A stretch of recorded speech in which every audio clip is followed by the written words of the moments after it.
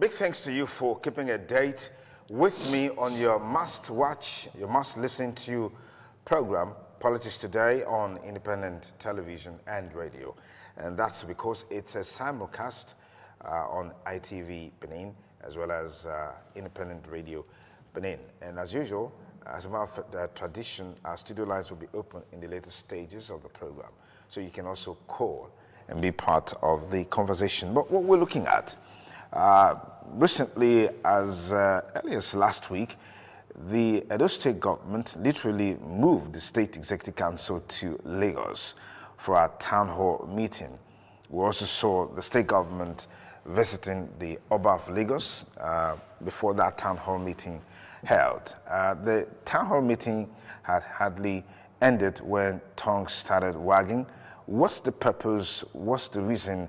What's the basis of having a town hall meeting in Lagos? It would have been better to have such a town hall meeting in Benin City for the governor or the government to interface with the people and find out from the people how far they've gone, where they're doing well, where they're not doing well. After all, it's some thinking, the thinking of some people in supporters. Maybe those in Lagos, they're not going to be coming to Benin to vote on election day. Well, these are just thoughts expressed as a fallout of that town hall. So today, we're reviewing that, and then with the latest ranking of Nigeria in the Anti-Corruption Index, Global Corruption Index, which of course came out yesterday from Transparency International, 143, with all the efforts being made in the war against corruption. We'll be talking along those lines. But first, let's welcome our panelists for today. Let me thank very especially the erudite scholar, Barrister Osaro Osenge, a legal practitioner, constitutional lawyer, is also a civil activist. Barrister Osaro Osenge, many thanks for joining us on the program. Good morning to our listeners on radio and our viewers on television. We also have joining us Reverend Olu Martins. He's Executive Director, Canvassers for Democracy and Rule of Law, and also a frontline civil society activist, a reverend gentleman. Reverend Olu Martins, many thanks for joining us on the program. Good morning, Happy New Year Thank to you. listeners and viewers equally. Thank you for having me. All right, let me start off with Barrister Osaro Osenge. Town hall meeting is synonymous with democracy, with good governance, and for most analysts, it's always good to have a town hall because it provides an opportunity for those in charge of government and governance to interface with the people, feel the pulse of the people, have a clear-cut direction in areas where government's attention is needed. What are your thoughts? What are your misgivings, if there are any, on the town hall meeting held in Lagos? Is it about the location? Is it about the content and the context of the town hall? What are your perspectives? Yeah, thank you very much for the program. You have asked for my opinion. I want to say that the town hall meeting the governor held in Lagos, that was his own idea of how he wants to run his government.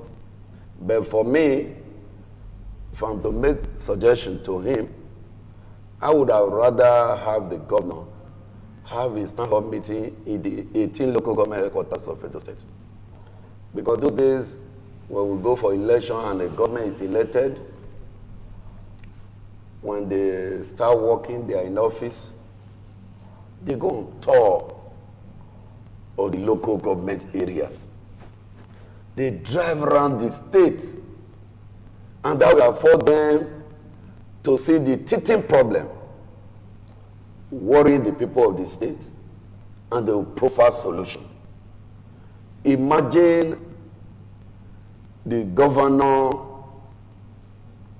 driving along the Benin-Igobazua road to Igobazua, for example. He will see the people. He will see the nature of the road, government facilities in that locality. And he sits down in a town meeting with the people of Southwest, for example, interface with them, dialogue with them, share ideas with them. And our people at the grassroots, I think they have solutions or suggestions to how these local problems can receive local solution. I go around the 18 local government areas and interface with the people he's governing, interface with the people that elected him in office, and he will start solving their problem.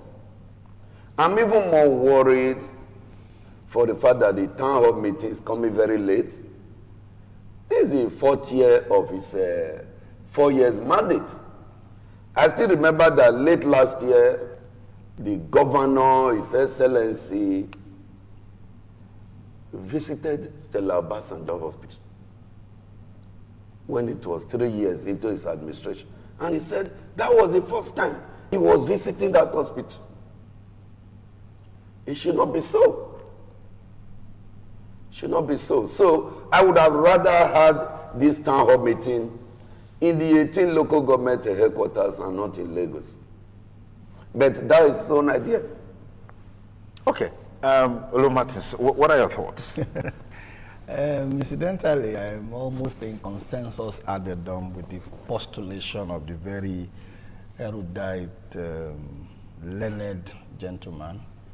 I am an advocate of a populist government that must interface constantly with the populace, and that's why Abraham Lincoln rightly enunciated and amplified and embellished the definition of democracy, wherein he says, among several other things, that it's a government of the people, by the people, and for the people. So I agree that there's a need to interface. As a matter of fact, town hall meetings are as old as the 53 BCs, where the Greek philosophers, the emperor, would think that it was nice to have an interface with his people and gather everybody in an amphitheater.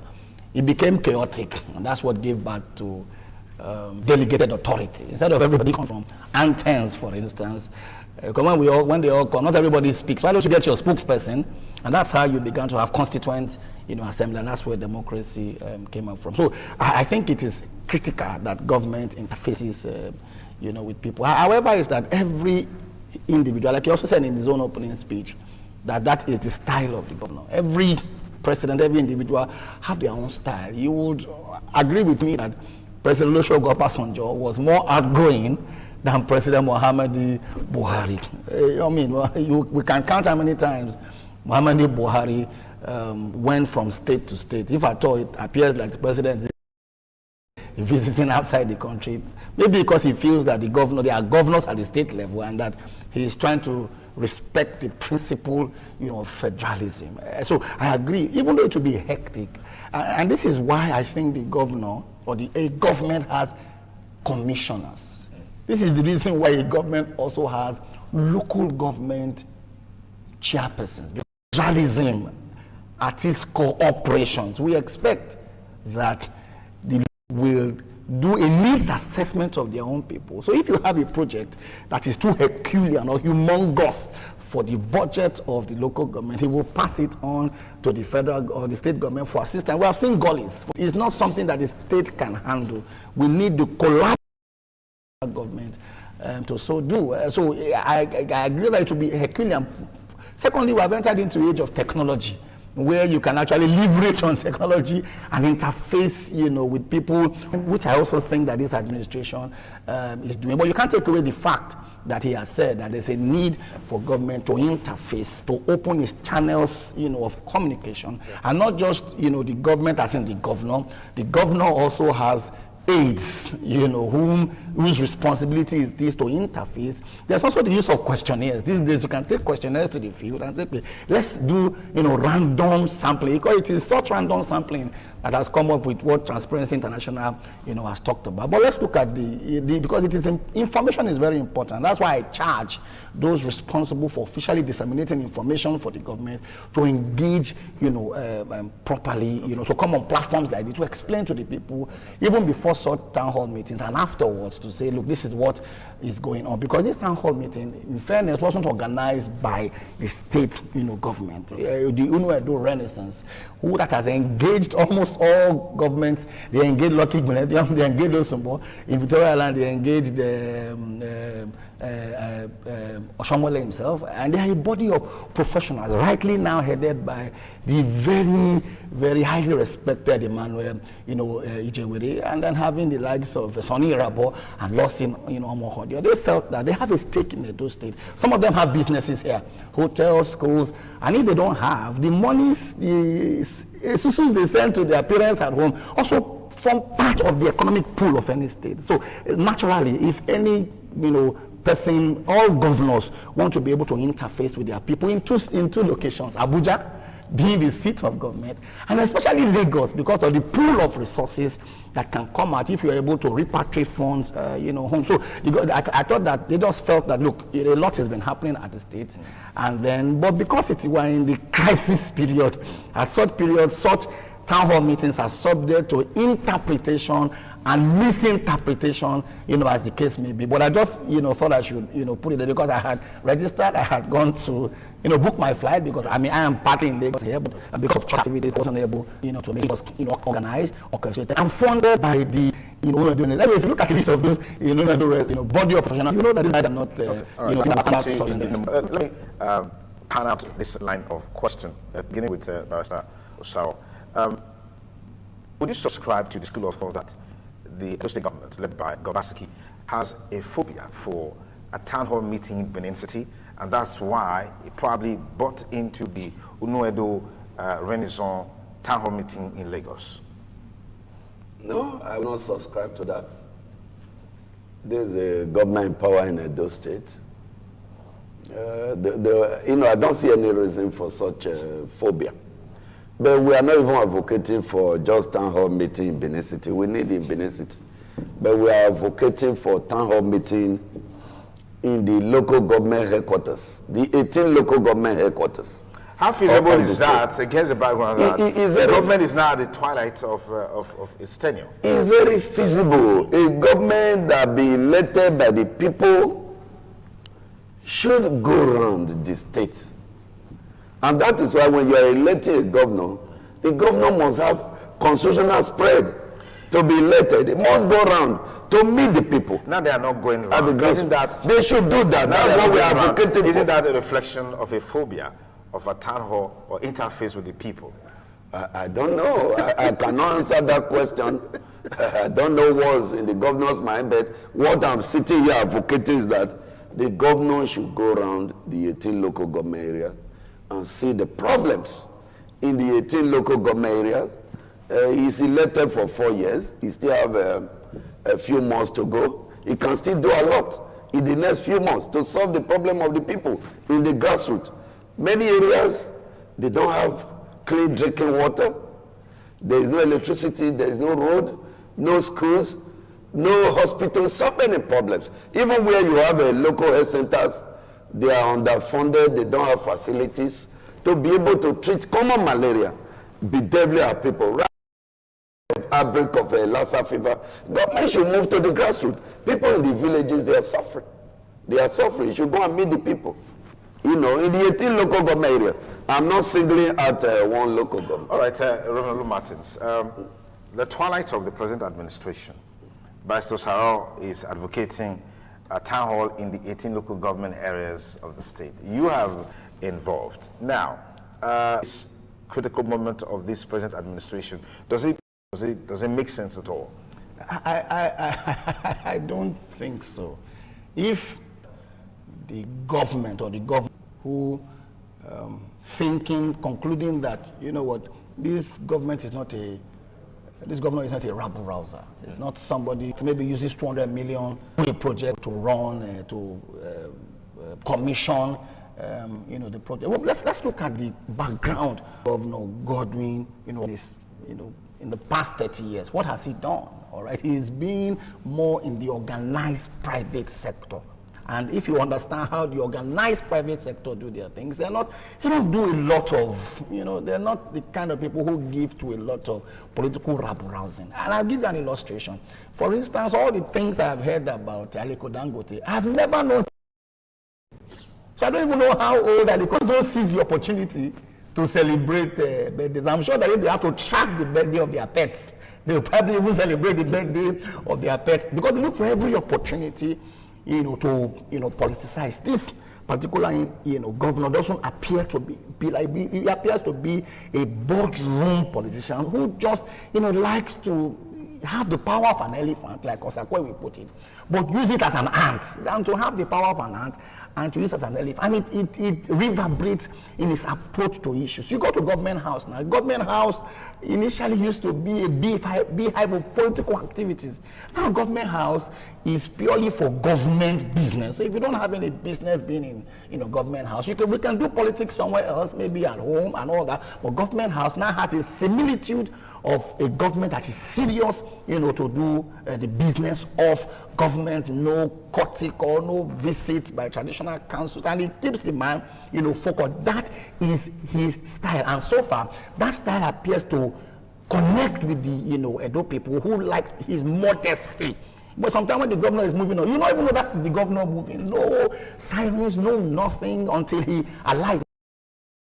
That was there. You were at my wedding day until he arrived, until you announced him. I didn't know that the governor was going to, come for that way, because there was no advance time. There was no plan. For those of us who are of the civil society extraction, we like that, kind of operation. So there's no reason why a governor should be afraid of his people. He was elected by the people, and he remains, popular with the people. He has been elected for 4 years in the first instance, to another, 4 years if he's interested about what direction. But again, is that I have seen engagement. I have seen engagement with Nigerian Bar, Association. In Nigerian Bar Association, I'm sure the lawyer would tell us here that they are not all for one local government.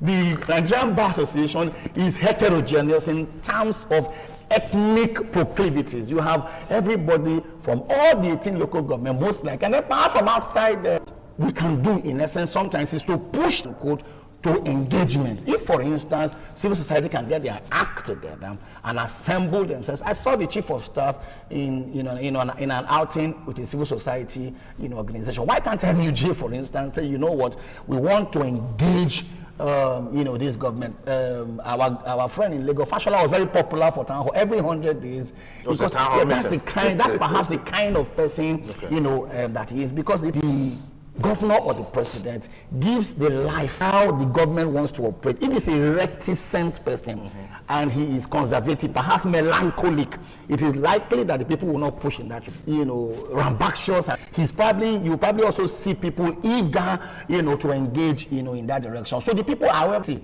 to hold accountable. The beauty of what is happening is that we have in terms of protest on the street. Before now, it was popular with one dissenting voice or the other, but that hasn't taken place. People going, to government, several local governments across, so there's no reason for the governor, at least, or at the minimum, is we know his deputy to be a little bit, of a more active, person. He's been in the trenches as far as grassroots and populist government is concerned. But Sarah, in the course of your earlier analysis, you listed several aspects of governance that are lacking. You talked about health, you talked about water supply, you talked about electricity. I believe you also mentioned roads and a host of other things. In your opinion, I want to believe this does not match with the pseudonym given to the governor as we can see. Does it match?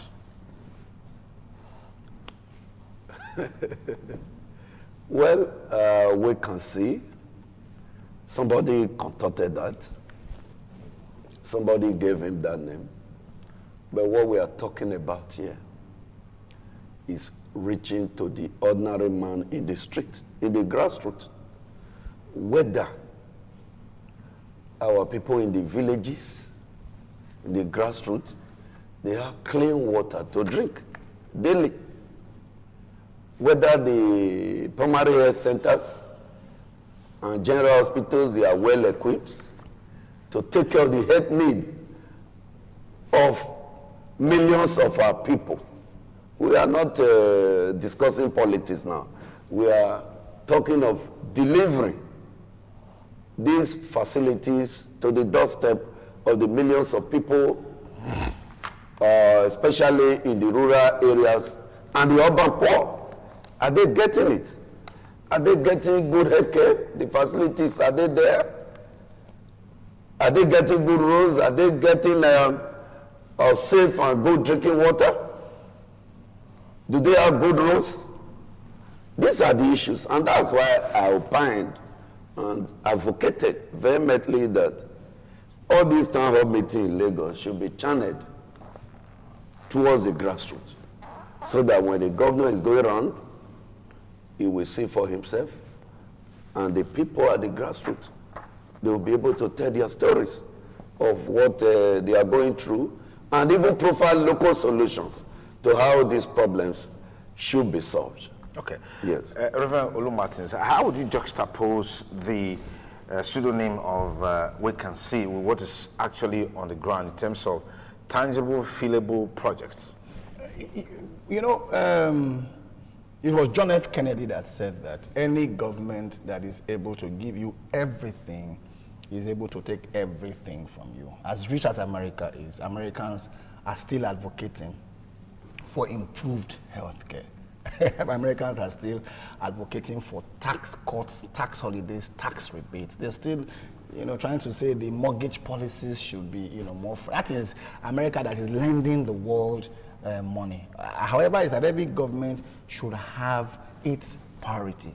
And one of the areas that this government has zeroed into, which resonates with some of us, is human capital, development. Because if you don't develop the human being, the human being that you don't develop is likely, to devastate every other thing that you have, developed.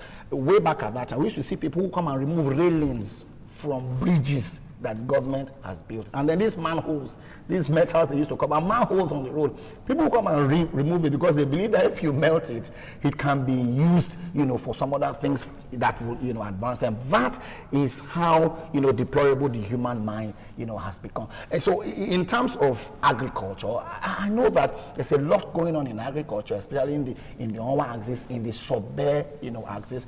I looked at a tweet by a civil society, organizations that was coming here, and they were talking about the abandoned state secretariat. I don't know how long that has been abandoned. Some people 40, 90, I don't know how long, but it appears like that kind of project resonates with the Edo people. Every time I drive, I go to the production hub at Sapele Road. As soon as I drive, sometimes I just have something to eat because it's a small restaurant there, and I see the activities that go. I go to the innovation hub, our own replication of Silicon Valley, and I see young people who have been empowered, because people don't understand when the government says that it has created jobs. And I like what the barrister said. This is not about politicking. We're talking about real-time delivery, because we're all Edo people, at the end of the day, because there are extreme views now. You hear some people now because of, political interest. Oh, nothing is happening. Even during Abacha, people couldn't say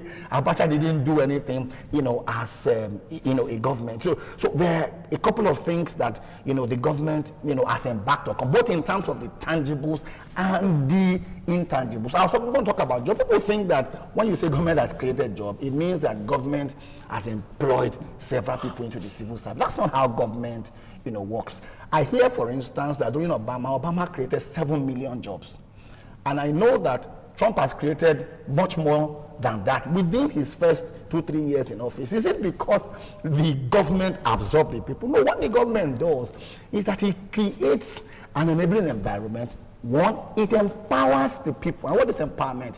It means that I am a graduate, but I don't have skills. So what they say, can you drive? They upgrade my driving skills, create an environment for many of these guys, Taxify and Uber, to come, and then they take some people, off, the street. I know several people who have learned, several, jobs, skills.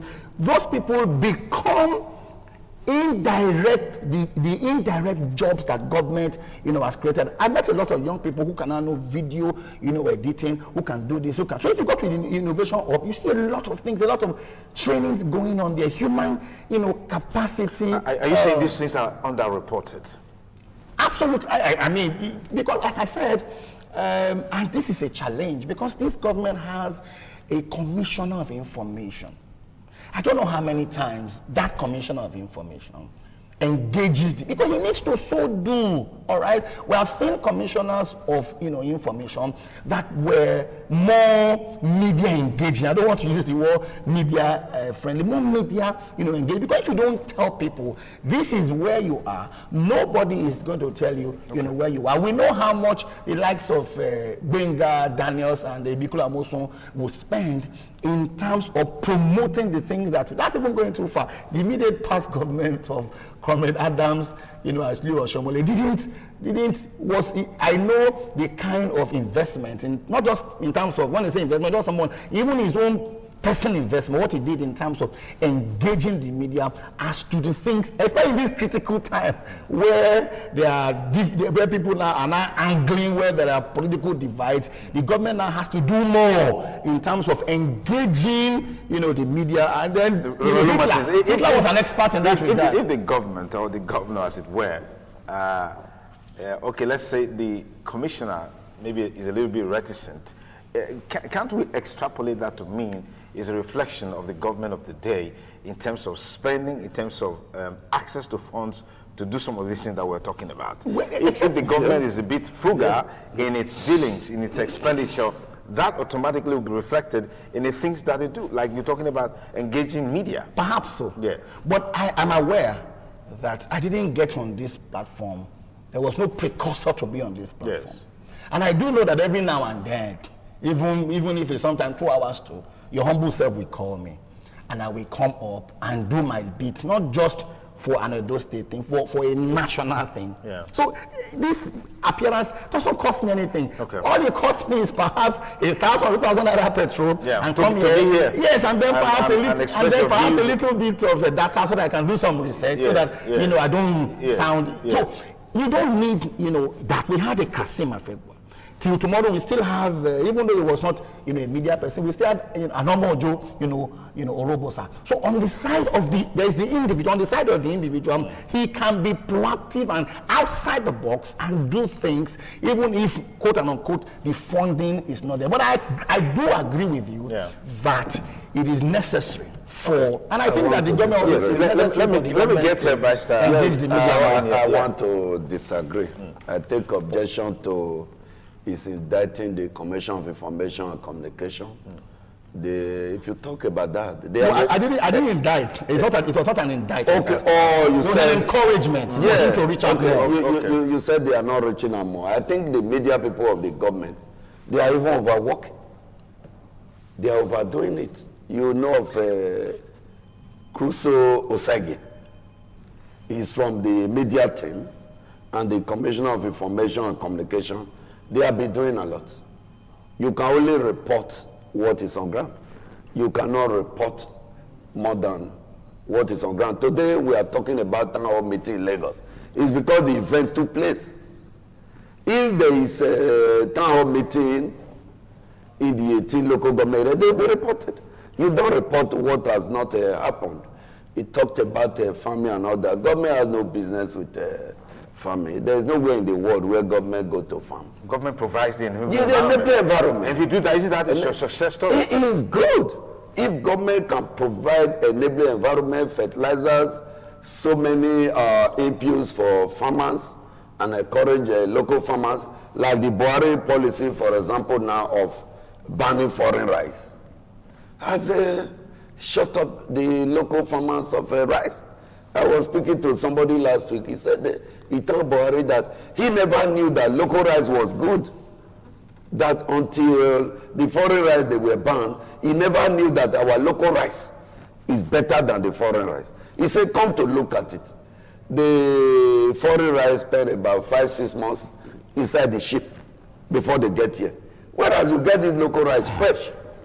He confessed to that. So these are some of the things government can do to encourage local production. Okay. For example, now, there is no need to import frozen chicken into the country when we have poultry all over the place. So these are some of the things. So the media people, they are doing their best. Okay. I think you're both on the same page. Yeah, you have the view that the media is doing enough. They can it's doing more than enough. Yeah. And Reverend Martins is saying that they should do more. Engage the media people more, engage the people more with what is being done, so that everybody will be on the same page. When you do that, there won't be room for speculation. There won't be if you don't provide the information, rumors. Yeah. You don't provide. Yeah, people are going to fill it up by themselves. Yes. Okay, now let's just step it up a little bit. If you just join us, it's still Politics Today on independent television and radio.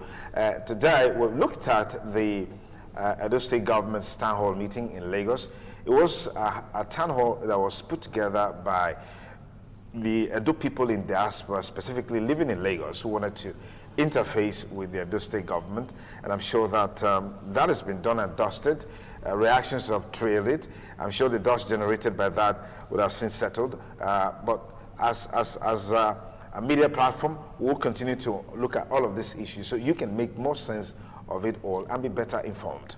Okay, Transparency International has re-ranked Nigeria to number 146 in the Global Anti-Corruption Index out of about 180. It used to be 144, but now ranked 146. And Ibrahim Magu has condemned the organization for the new ranking, saying it doesn't reflect efforts being made in the country to fight corruption. Gentlemen, let's get your opinions on that. Let me start with Reverend Olu Martins. I think it was Bamidele Aturu, the very radical Lagos lawyer, who said that corruption is the 37th state of the Nigerian Federation, drawing its monthly and weekly allowances from the federal allocation. All right, so corruption is with us as a culture. And you know, culture is stronger than law. Yeah. Once a culture has been established, whether it's in church, whether it's in your house, you just know that this is the culture, because that is what has happened again and again. That's why foreigners come into this country and they will put $100, $10 bills in their passport, because they have been told, they've never been here before. They've been told that once you just give the immigration officer that, once he opens, he doesn't check anything again. Unsavory jokes have gone on social media, where two young boys were arguing to say, how come dad went through your homework so easily and gave it to you and scrutinized, my own. And the conclusion of the younger boy is that when he was giving dad his homework, he put 200 naira in a notebook. He said, "We're forgetting that dad is a retired, police officer." Now that is the kind. Now that is the culture, that how far we have pushed corruption, and it lives with us on a daily, basis. Wherever you go to, you can't get things done without having to. People, will, if they don't do it directly, they'll do it indirectly. And then somebody is opening the door for you, and then I hear you say, my chair. So this greeting, I'm suspecting this, greeting. And then if you don't do the needful, some people even get upset. The next time you come, you may end up opening the door, yes, by yourself, and then because nobody's going to give you that. That's how, corruption, has become. Fortunately, unfortunately, because we must give the Buhari administration some credit.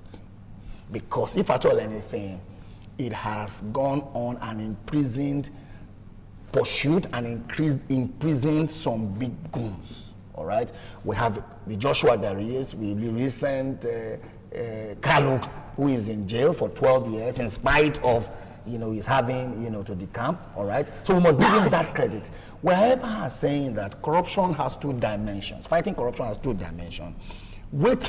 Keeping the goat with the hyena, and then the hyena eating the goat is to be expected. But if the hyena does not see the goat at all, he can't be accused of eating the goat. There's no how you can steal $100,000 in your dream. It has to be available to you before you can do it. So the access, the way people have access, especially people in government quarter, the access that they have, to resources is amazing. Because once you have access to free money, there's no free money. That money you have access to is perhaps a road in Ubuluku. It's perhaps a hospital, in Portiscombe. So once it looks like there's free money. And then if you look at the way our politicians live, because people have said that there are two kinds of people. Those who are agitating now, and those who are eating.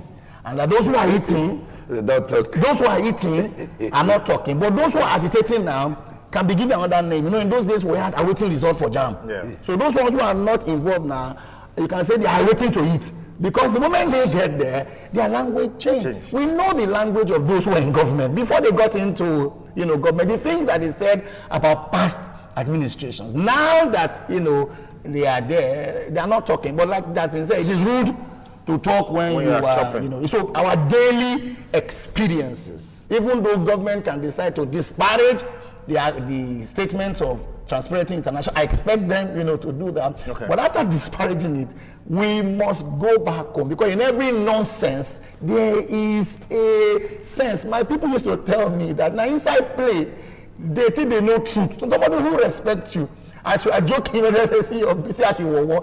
Now you may get angry with the ultimate that kind of level. But if you are smart, is it truth? If you are smart, after the play, you want to examine it again. So it's now the opportunity of Nigeria beyond just throwing transparency, because when transparency gives us positive indices, we are the first people to throw it in front of national television.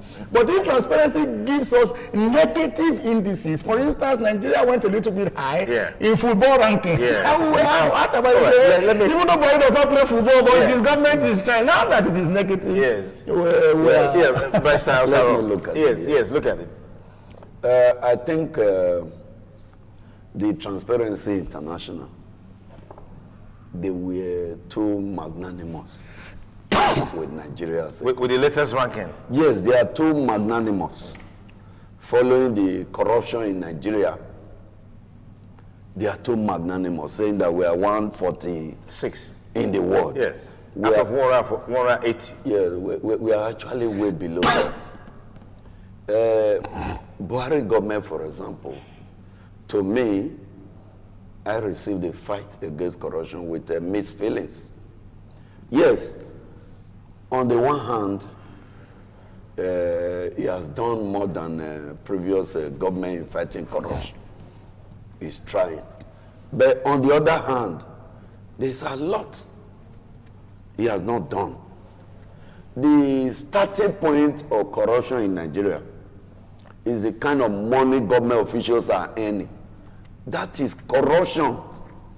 Whether the governor, the councillor, the House of Representative member, the senator, the president, the Buhari himself, they are overpaid. Average House of Representative member goes on with 47 million every 3 months. Whereas the lowest civil servant now, following the minimum wage, every 3 months, it takes home 90,000 naira.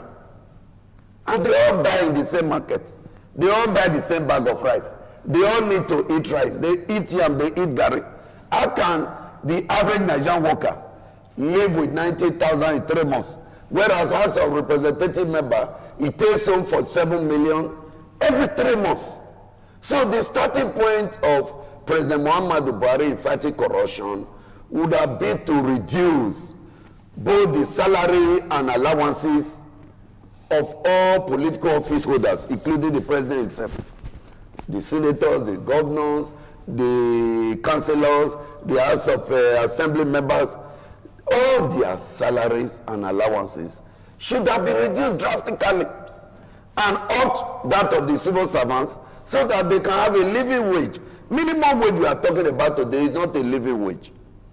Then if you pay a worker 30,000 naira, like he said, money is available in the office for them to steal, because we are told that stealing is not corruption. You remember, the past administration says stealing is not corruption. The person earns 30,000 naira and money is available in the office for them to steal, and they are hungry. Though we are not justifying the corruption taking place there, but it's very likely, because you gave the example of the hyena and the goat.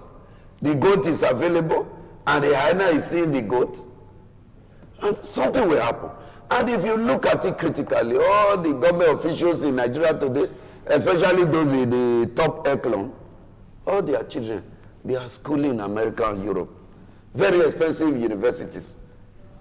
The very first example is our president. His children attend the most expensive schools in the UK. And Nigerian universities, they are underfunded. There are no facilities. Is that not corruption? How do you substantiate the fact that Mr. President's children attend the most expensive schools in the UK? Yes, he even brought out some of his daughters that graduated from such schools. So it's not it's an open secret. So it's not only Mr. President's children. There are other. No, I'm telling you that he is the president. No, the public officers. Okay. I'm talking of those elected. Okay. If Dangote children, they are attending the most expensive schools in the world, we are not bothered about that. It's a private person. Yeah. We did elect him. But I'm telling you that the elected officials, the president, senators, House of Rep members, governors, their deputies, all these very high elected officials, their children are all schooling abroad.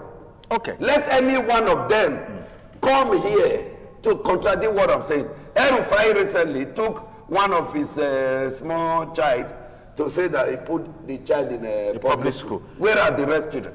But at least he has one. No, where are they? Where are they? At least he has one. Where are the rest children? Where are they schooling?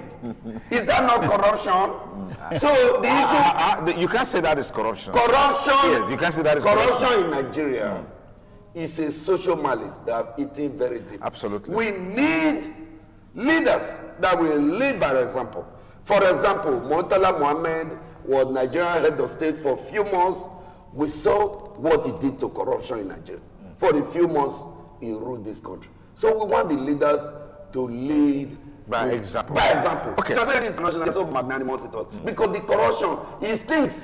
It has eaten deep into the fabric of Nigeria. I think the last statement that you made resonates with the fact that this anti-corruption ranking or corruption ranking is actually Corruption Perception Index 2019 is a perception. Yes. So which means it may not just really be real or unreal. It's a perception. I will live here. We know what's going on. From the Corruption Perception Index, you have Nigeria scoring 26 over 100 and then ranked 146 over 180. Reverend Martins, could you elucidate on this? I'm interested in the other countries that are below us, how they are living. Because if it is like this for us, and there are people worse than us, I want to go to those countries. Yes. I want to see what is worse than what is in Nigeria. However, sir, let's get to brass tacks and ask, why has Transparency International said what it has said? Usually when Transparency International talks, it looks, first of all, at those who are in public office as we speak. That's the first thing it looks at. Because what is good for the pregnant woman ultimately must be good for the man that gave her the pregnancy. That's why in Brian Tracy organization, if they give the woman maternity leave, they will give the man paternity leave. It may not be as long as the woman's own, so that at least for 2 weeks, your mind can be in one place. I said all of this to say, there have been investigations. For instance, we were told that a certain aide of the First Lady moved away with 2.1 billion naira. So I'm asking myself, it is unlikely the man went and stole everything.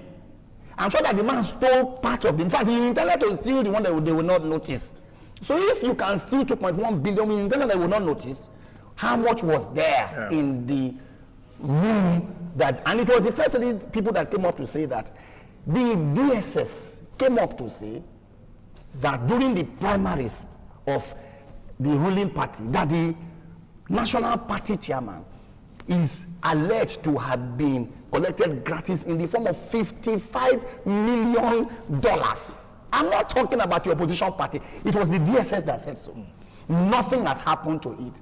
Have we forgotten about the chief of army staff and the houses, the Dubai houses? Have we forgotten about the immediate secretary to the government of the federation. All right. So when those things happen, it will look as if there are two kinds of law. There is the law for those who are not in favor with the government, and there is the law for those who are serving within government, circles. Okay. They paid during the time of the past minister for sports. They paid Nigeria. I think at International Athletic Federation paid us $150 million. No, $150,000. $150,000. Yes. Thank you for the correction. 150. Go without talking million. In Nigeria, thousand doesn't trip us anymore. It's million that is now. Well, and then they wrote and said, "We mispaid you. Yeah, Please pay us the balance." The balance entered voicemail. All right, so swallowed by the snake. Swallowed by some snake. Okay. Yeah. And so when you see many of these donor agencies around, whether you call it this health initiative, that health initiative, sponsored by this, sponsored by that, many of them are information. They gather information for whoever, and they process the information. So the daily experiences of you and I don't know. I don't want to say that Transparency International was magnanimous, because I haven't been to those other. You may just enter one country with your full clothes, and then before you get into the airport, you may be naked. I think that's what is happening in Nigeria. So there may be countries where the corruption, the thing. I mean, we have seen countries where people are slaughtered in the daytime and government doesn't do. Let's take some calls now. Our studio line is 052-290-573. Take that again, 080-052-290-573. That's our studio number. Dial that number right now, right away. Let's get your take on your contributions on our discussions today on the program Politics Today. As requested by Reverend Olu Martins, we know the countries that are at the bottom rung of the Corruption Perception Index 2019. In the 180 position, you have Somalia. And then in 179, you have Sudan. In South Sudan, actually, 179. And 178, you have Syria. 177, you have Yemen. 173, you have Sudan. 173, you have Afghanistan, Venezuela. Then North Korea is in 172. And then Libya is 168. And then Guinea-Bissau. We can just go on and on. But let's look at those at the top. Those are the top of the ranking. The countries that we should emulate. Yeah. Let's see those countries now. In number one position, you have Denmark. All right. And then followed by, they're actually tied, Denmark and New Zealand. Both have a score of 87 points each. And then you have Finland in the third position. And then you have Sweden in the fourth position, tied with Switzerland in the fourth position, as well as Singapore in the fourth position. And then in the seventh position, you have Norway. In the eighth position, you have Netherlands. And in the ninth position, you have Luxembourg. And in the 10th position, you have Germany. I'm sure you're wondering, as I am. US is not there. Canada is not there. And the UK is not there. Interesting. Maybe my panelists will talk more about that. But let's take the calls now. Hello, caller. Good morning. Tell us your name and where you're calling from. Yes, good morning. Tell us your name and where you're calling from.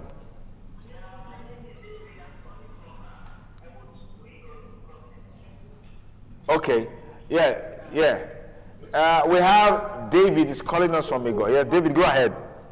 Yeah, concerning what Pastor Lumati said in regards to the town hall meeting, I think he's not representing the civil society. He's just saying his own view. And you say your own view now. Yeah, I said this. Say your own view. There's nothing wrong with anybody saying his own view. Say your own too. Say your. What I have to say is that the town hall meeting that was being held, who were the people that attended the town hall meeting? Okay. You can't tell me that the town hall meeting was being held concerning those states, and you are measuring the upper of Lagos. It doesn't make any point. The purpose has been bastardized. And moreover, what were the issues discussed there? Because from what I watched from in news concerning the town hall meeting, they were talking about the report card of the governor. Yeah, they were also talking about the crisis regarding the ruling party. Yeah. But what did they say, or who were the people that were there to hear us to view or the pain the people are passing through in the state, and who are the people that attended that meeting. That's what matters. Okay. And if the governor is really a true grassroots politician, I don't see any reason of taking a town hall meeting to another state. That means you are invariably saying that if the federal government wants to hold a town hall meeting, then they should take it to other countries. Okay, all right, thank you very much, David. But I'm sure you're also aware that from available information, the town hall meeting wasn't really at the instance of Edo State government. It was at the instance of Edo indigenous in diaspora. Uno-Edo, yeah, Renaissance, hosted the governor to a town hall. Anyway, caller, good morning. What's your name? Good afternoon. Good morning, sir. This is Dickin Asamoah. Yes, Dickin Asamoah, go ahead. I am calling from Aloko East. Go ahead. I celebrate your guest there in the studio. Thank you. Good you presenter. Thank you. And me talking also. Thank you. There is one thing I will want people to understand. There is what is in government, safety first. It's safety that guarantees pleasure. And without safety, I don't think any government can rule or can stay. With what is happening through revelation, through dream, I don't blame GO taking that town hall meeting to Lagos. Because there was a time Jesus was born and he was taken out from Bethlehem of Judea to Egypt. He was in Egypt, his enemy died. I want to say that our late father, Ikemba Tunegu of Ojuku, left Biafra for the 8 hours. And it's all is for safety.